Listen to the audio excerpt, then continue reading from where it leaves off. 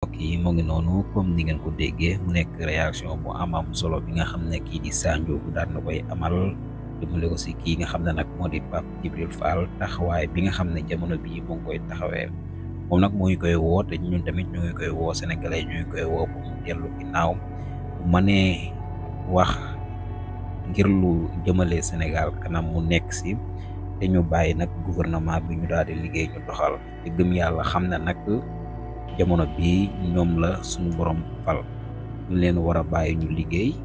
mais nag opposé bi dañoo gis que ne nag dafa teel lool si ñoo xam ne yow yaa ngi leen di door a fal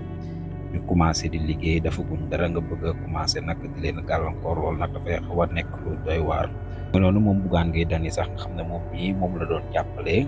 gannaaw ba ñu ko dégloo nag dañ ko mujjee nag jébbal ki nga xam ne nag moo di procureur bu Tamba. ñu sukkandikoo sax si avocat wam di El Hadji Diouf nee na Bougane moom dina porte plainte waa gendarmerie ngir diffamation mu ngi noonu mu nekk nag loo xam ne tamit daan nay xorom lool moom maître El Hadji Diouf nag moo taxawaayu avocat ngir jàppale ki nga xam ne nag moo di Bougane Gueye Dany moom maître El Hadji Diouf moom nag nee na Bougane dina porte plainte gendarmerie bu Tamba mu ngi noonu du ñàkk dinañ si ñëwaat gën ko yaatal di leen jaajëfal bu baax a baax jaa ngeen jëf.